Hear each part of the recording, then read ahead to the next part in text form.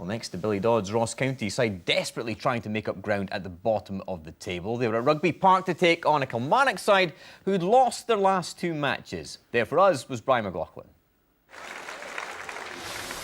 Well, after last week's defeat to Dundee, manager Alan Johnston brings back captain Manu Pascali, who missed that game through suspension. Rory McKenzie also returns.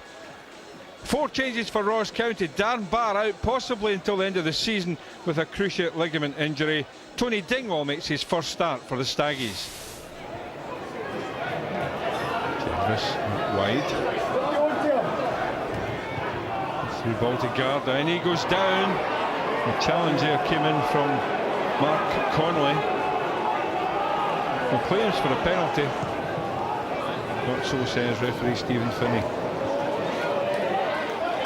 Eremenko. Wide to Magennis. Well, the striker has been finding the back of the net in recent weeks. But today he found Mark Brown in excellent form. Short corner, Eremenko to Johnston, back to Eremenko. Connolly with the header. Well, that was close to the opener for Kilmarnock. Wonderful deep cross by Eremenko. Well, a small but very noisy group have made their way down from Dingwall to support the Staggies this afternoon.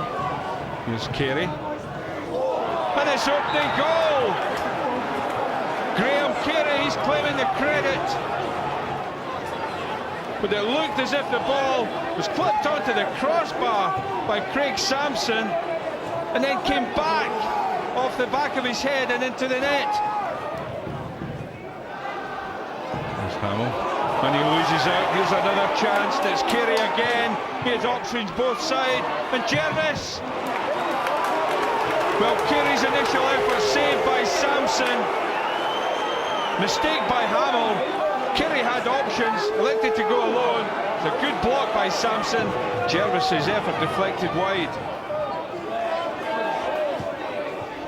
Johnston collects, working his magic in midfield. Good play by Johnston. Slips the ball through. That's a chance for McKenzie. On the angle of the 6-yard box, he should have at least found a target. Wonderful play by Johnston. Not so good though by McKenzie. Ball headed clear by Connolly.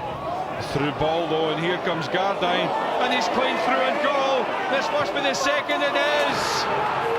Ross County double their advantage. Shocking defensive play here by Mark Connolly. Goes to ground. Gardyne into the corner. Wonderful ball by Irvine. But what was Mark Connolly playing at? Much to ponder for Alan Johnston and Gary Locke. Corner swept in. Paul Quinn! And that's number 3 for Ross County. On the stroke of half-time, the boos ring round Rugby Park. It was Carey with the corner. Poor marking again from Kilmarnock. Quinn volleys home.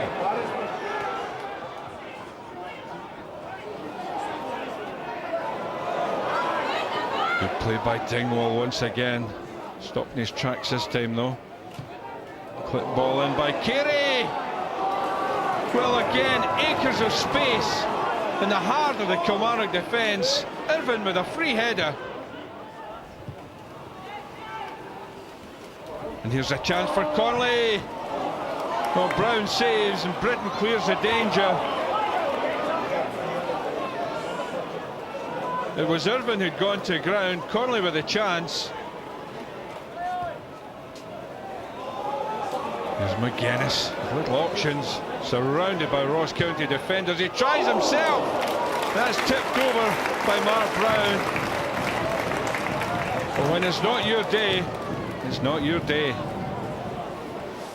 I don't think we showed the normal energy levels that we've shown in recent matches, and so that was a big concern. And we know at home We've got to win our home games. That's the last 2 games we've got beat at home, so that's not good enough. I thought we were very dynamic in the front 4 positions. You know, there was good interchange in positions and good movement there, and we had to be like that because we knew Kilmarnock would be smarting from their first defeat at home the week before, and we knew we had to start the game well, which we certainly done. Well done, Billy. You had this match won by half-time. Why did it go so right yesterday? You tell me, Jonas. You know, we get caught in between. We've been leaking goals all season, but we've been creating. And then against Aberdeen, we structured and we tried to stop them playing, and we kind of lost the momentum going forward. So it was a balance yesterday. Even game to start with, but when we got the goal, we really did take control of it. Yeah, Graham Carey, always a threat going forward, but I guess a stroke of fortune. A strange goal, wasn't it, the first one? Yeah, I'm sure Kilmarnock will be looking at it and thinking, you don't give this guy, you see it marked out there, too much space because he can hit them from further out than that. And what a strike he's got. I was right behind it, it was moving all over the place, and you can't blame Craig Samson. It's a bit of luck we needed. It hits the crossbar, cannons off his head and goes in the net. It was great for us. We want this from Michael Gardyne, being more directed. That's a great touch. I think he opens out the goal again, and that enables them to finish. And then we work in set pieces a lot, and Paul Quinn, who's been so influential since he's come in, he's scored an own goal but got us 2 as well, so frees himself up, and it's a great finish. He watches it all the way and the contact's great, so that made us more comfortable. It really did, getting that goal bang on half time. Impressed by what you saw of County yesterday? Yeah, I think, I said to Billy earlier on, I think that was a game with ourselves winning on Friday night. That showed great character for Ross County.